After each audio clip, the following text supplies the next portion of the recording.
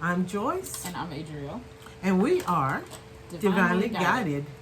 And we hope you've had a great week, a great weekend.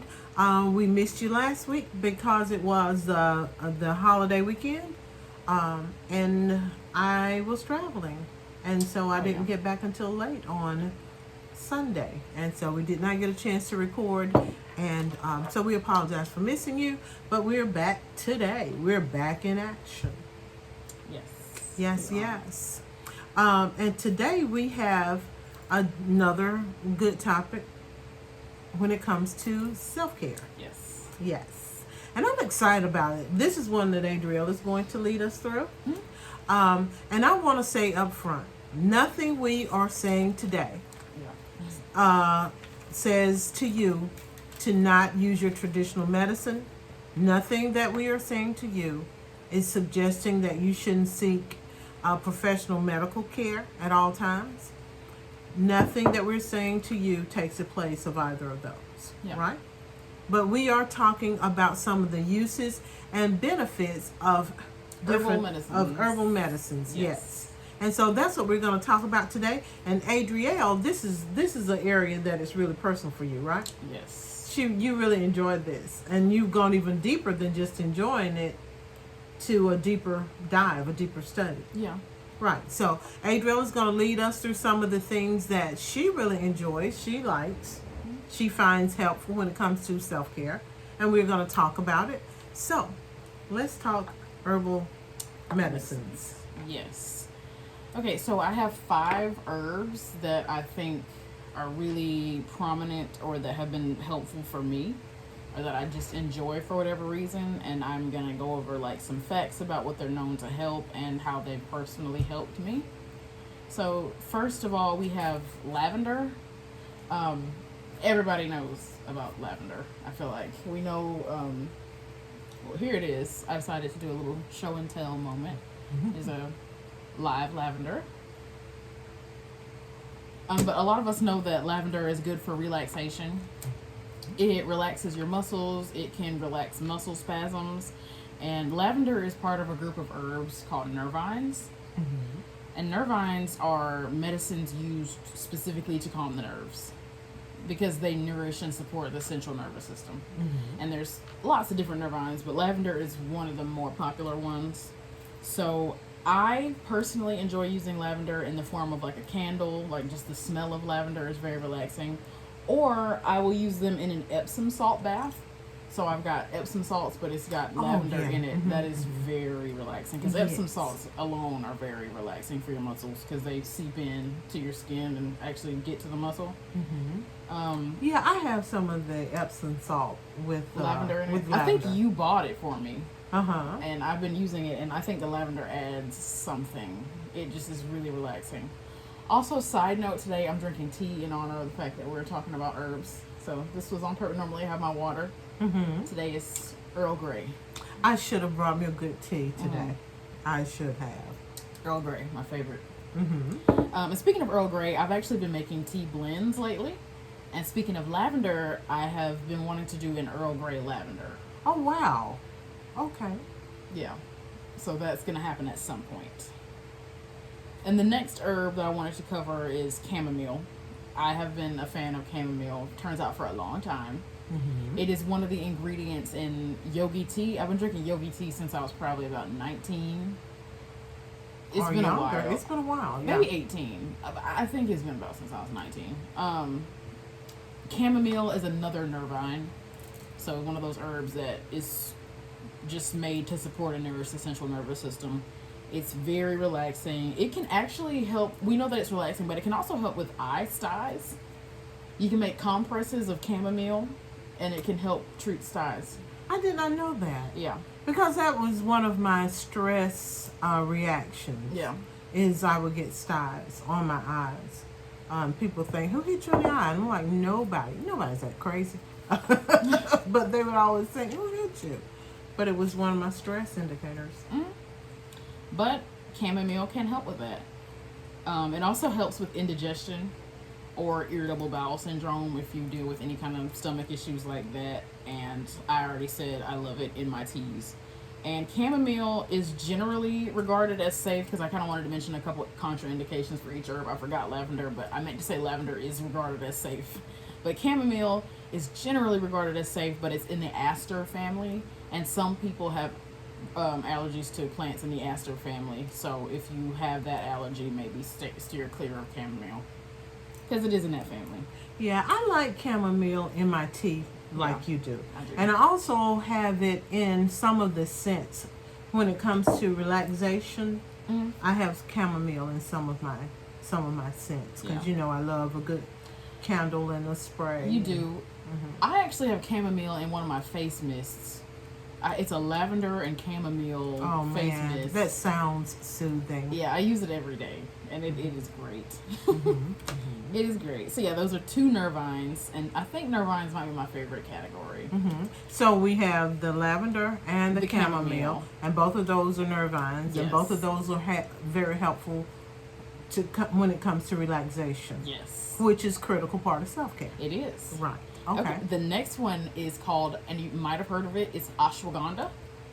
Apparently this is very popular right now. It is right now. I hear about it everywhere. Yeah, I feel like I'm living under a rock. I don't know what's popular and what's not. But yeah, I have just started working with ashwagandha, so I don't have a personal experience with it, but I know that it works wonders for some people. It's actually not a nervine. It's something called an adaptogen, which is they're similar. An adaptogen is a non-toxic substance that helps the body to resist stress and helps you to maintain normal psychological functioning. So it brings you down to your natural level. It doesn't get you like lower than that, but it keeps you normal, which is also helpful for self-care. Absolutely. Ashwagandha is a part of Ayurvedic medicine, which is something that I've actually studied because of becoming a yoga teacher. The Ayurveda is like an ancient Indian plant medicine, and obviously yoga is Indian, so we had to learn a little bit about Ayurveda. So ashwagandha is a part of Ayurveda. It addresses emotional issues like depression and anxiety, and it also helps with fatigue. It helps with brain fog, and I also wrote here that I am currently making a tincture of this now. I'm very excited about my ashwagandha tincture. Okay, when you say a tincture, to the uninformed like myself, Yes. what is that? A tincture is an extraction of all the goodness in the herb. So what you do is you mix it with alcohol. You can put it in like a mason jar. You mix it with alcohol. You let it sit for 4 to 6 weeks, and you shake it about once a day. And then at the end of 4 to 6 weeks, you strain it. You get rid of all the gunk in the herb that was in the bottom, and then you put it in like an amber colored dropper bottle, and then you can put drops of it under your tongue. And it's just a way to get it very concentrated to get all the goodness out of it. And just to clarify, when you said alcohol, you didn't mean rubbing alcohol. No, not rubbing alcohol. I meant like yeah, vodka. because you were putting it under your tongue. Okay, Yeah. so that's what you did with my Earl Grey. Yeah, my Grey Goose. I mean my Grey Goose. yes. Okay. Earl Yeah. Grey. I've gone back to the tea. tea. But yes, that's what you were doing with Grey Goose the Yes. other day. Okay. Okay. I did not know. Yes. So you just mix it with the herb, and alcohol does a very good job of extracting something called the constituents from the herb. So all the goodies from the herb. And one thing, and this may be taking you out of where you wanted to talk, but you mentioned putting it under your tongue. Yeah. Is there a particular reason it goes under the tongue? I don't know. That's just kind of always what I've heard about tinctures. I mean, I'm assuming you can probably put them on your tongue, but like I always see you put it under your tongue. Okay. I was just wondering You can because I have a also- liquid B12 in a dropper bottle, and Interesting. that's how I do it. Is under my tongue. Interesting. Because that's what the directions told me, but Yeah. I didn't know the particular reason. I don't know. What was I gonna say? Ashwagandha. The contraindications: if you are on blood pressure meds, blood sugar meds, thyroid medicines, autoimmune medicines, you should consult with the doctor before taking that. And honestly, you should consult with the doctor before taking any new thing. Right. I was going to say that any of these supplements and any other supplements is something that you should make your general practitioner Aware of. Yeah. Right. Because sometimes they will, they're interact with They will other interact medicines. with other medicines. Yeah. They will cancel some medicines out, actually. Oh, you can also, like, we're talking about tinctures. You can also drop some of the tincture over in like a tea or something. But I think tinctures are really helpful for if you really want a concentrated amount of something, Okay. or if it tastes so bad that you're not gonna want to put it in a tea. Like, we've talked about nervines and adaptogens. There's also a category called bitters, and they're exactly what they sound like. They taste awful. Like right now, I have some wormwood in my apothecary, and I'm planning on making a tincture of that right now. Wormwood is one of the bitterest herbs. Like, it is so bitter. You're not gonna want to put that in a tea. Even though you could, you probably just shouldn't, because it's gonna taste awful. So you might as well just tincture it. Do your however many drops you gotta put under your tongue and get it over with. So that's why you might tincture versus tea. Okay. And some things can be teed but not tinctured. So there's different ways you can do the herbs. Right. And while are you finished with what you were going to say about ashwagandha? I am. Oh, okay. Because my youngest brother takes it, and it's either, his answer to controlling blood pressure or high blood sugar. He and I are the only two who don't take anything for either of those things. But I think he's like us. He looks for natural supplements and things that naturally help the body maintain a healthy balance in all areas. Yeah. And I can't remember which one he said, if it was blood sugar or blood pressure. Helps to keep it regulated. But I'm talking a lot about teas and tinctures. You can make lots of stuff with this. You can make poultices, you can make salves, you can actually make capsules, so you can make your own pills and take them.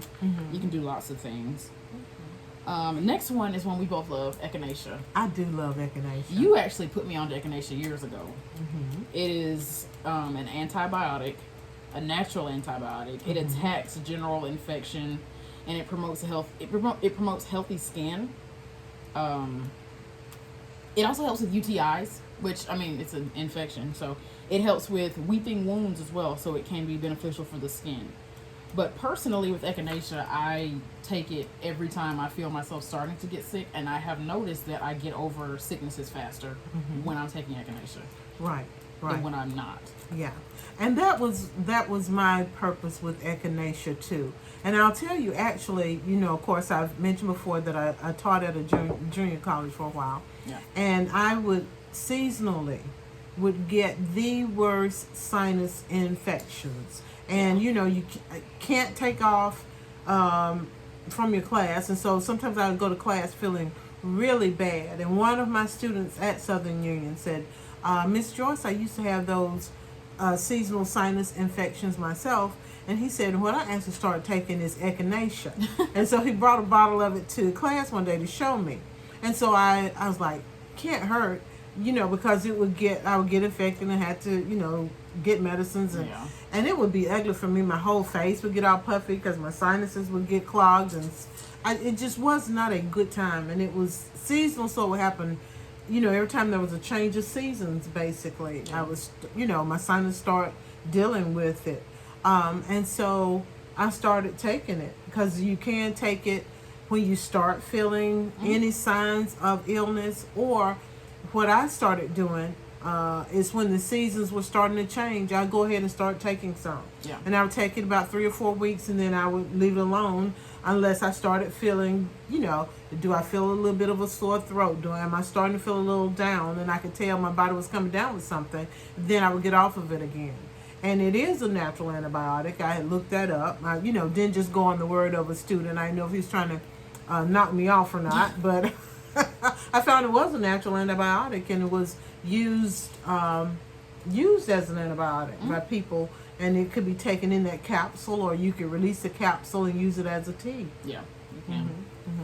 Yeah, so it's still my answer to everything. You got an infection, better get you some echinacea. Yeah, you always tell me to I take do. echinacea. I'm a huge fan of echinacea. What was I gonna say? I'm losing my train of thought a lot. I'm sorry, because I'm talking too much. Where did I go? Oh, recently I had been dealing with several sicknesses like back to back, and they put me on antibiotics for both of them. Like the hardcore antibiotics. So that lowers your immune system. And so one thing that I decided I was going to do was just to prevent me from getting sick with something else, because I had the screwed up immune system because of the antibiotics, was just to take some echinacea to help, because it boosts your immune system. So if you ever find yourself in that situation, echinacea is helpful for that. So this is probably the herb I'm most familiar with how it works for me, actually, now I think about it. I really love echinacea. So yeah, echinacea is generally regarded as safe, but some people are actually allergic to it. I didn't know that until probably today. Interesting. And then the last herb is another one that I love a lot. I drink it a lot. You know, I love my teas. This is one that I tea a lot. In bubble tea form or in hot tea form. I mix it with some milk, and that is matcha. Oh yes, You know you I talk love- about matcha all the time. You know I love my matcha. I don't think I've had matcha tea yet. Oh, yeah, you're missing out. You like green tea a lot. I do. This is a green tea. Uh-huh. But it's like a super green tea. Okay. And it tastes more grassy than regular green tea. I think you might like it. I do. But it's antibacterial. It's also anti-inflammatory, and it's astringent. So it's good for your skin. It has like a puckering kind of quality for your skin. And I actually use matcha on my face. I've got the mask. Right, It's you a do. matcha mask, because matcha is great for your skin because of the astringent qualities. Another thing I learned about matcha recently is that it has something called catechins. Have you heard of catechins? I don't know that I have. Okay, well, green teas have catechins in them. And catechins are essentially great for decreasing your high blood pressure. But matcha, so that's in all green teas. Right. But matcha is like green tea on steroids. So it's got even more of these catechins in it. So it's even better for decreasing high blood pressure than just regular green tea. So I totally recommend it for that if that's something you struggle with. I'm gonna try some matcha. You should because try some matcha. I love green tea and I drink it often. Yeah. I drink it daily. You do. I do I'm more of because a it black is tea good. girly. It's good for the reason I like it.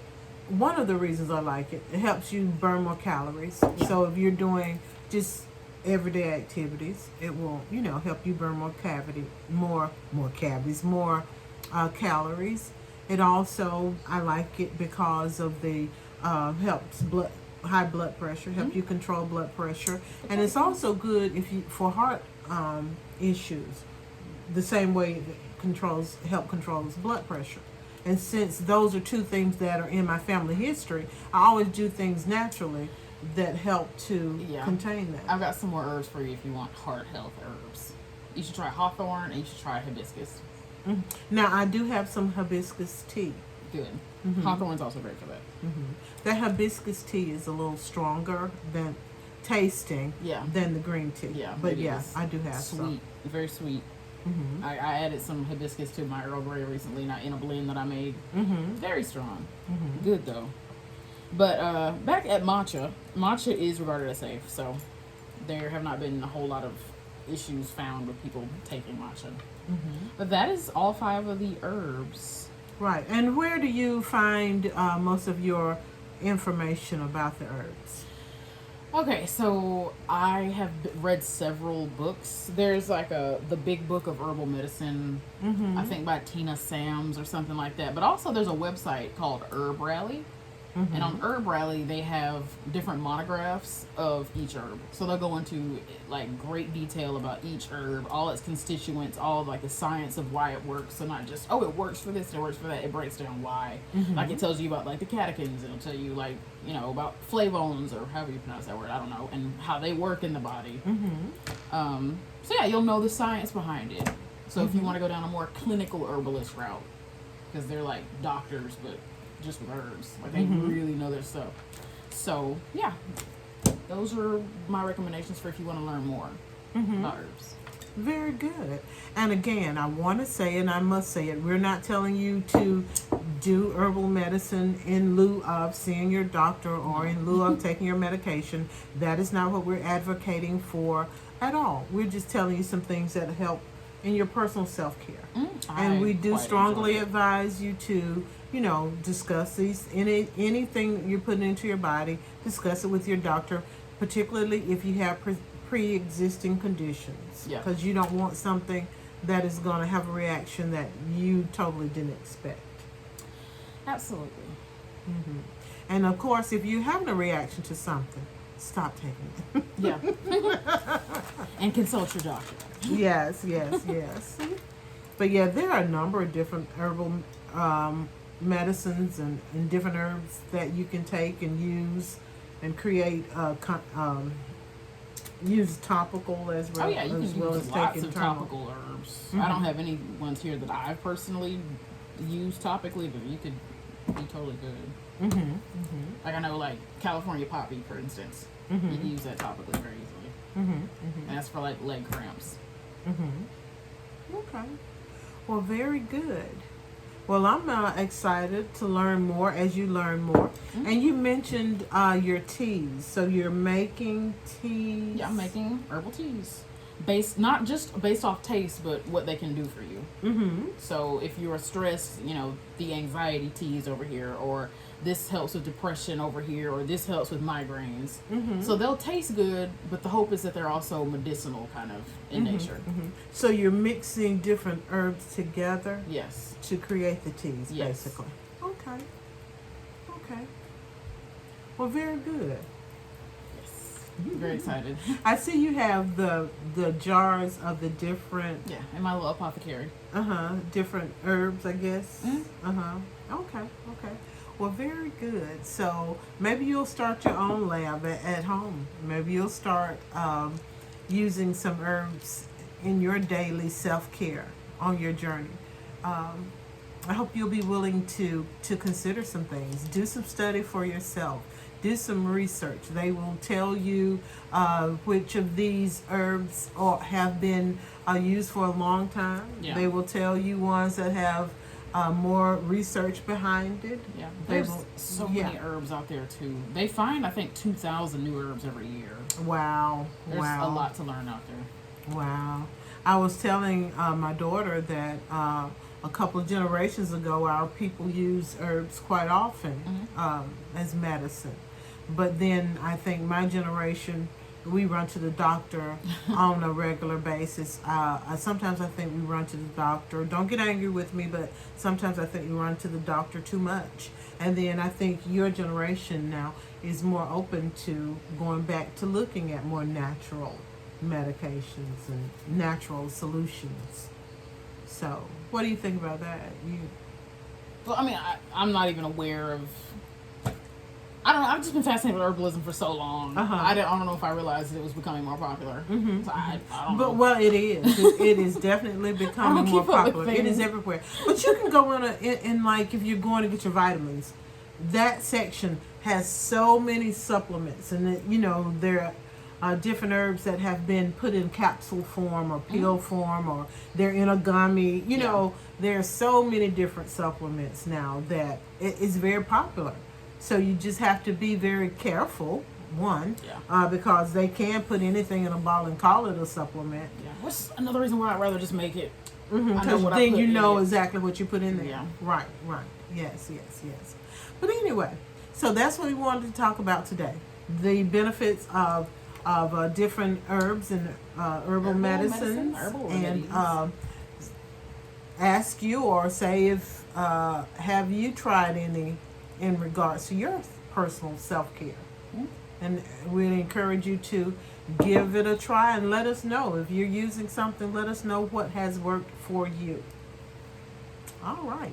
Well, that's all I have for today. Do you have anything else you want to add? Because you had a lot of really good information. I don't think so. It's just what I've been obsessed over for a while. So there it is. Well, very good, very good. And have you been practicing self-care beyond your your herbal medicines? I have been hanging out with friends. That is self-care. I've been meditating a lot. And I've been doing a lot of yoga. But I mean, I have been meditating like almost every day. So that's been very helpful. Yes. I have not done as well lately with self-care as I do sometimes.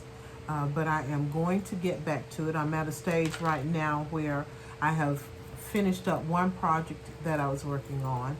And so I will have about a 5 or 6 week break before I have to go back to that project.